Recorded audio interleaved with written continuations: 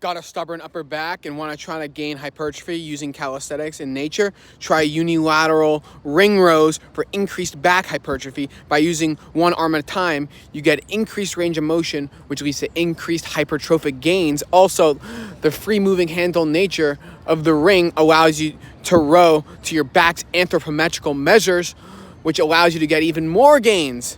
And try this with a thumbless grip. You get even more extra range of motion.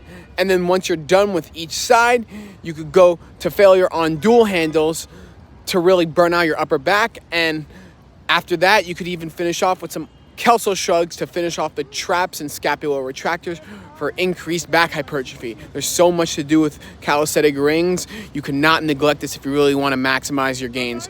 So try this out to really maximize your back hypertrophy.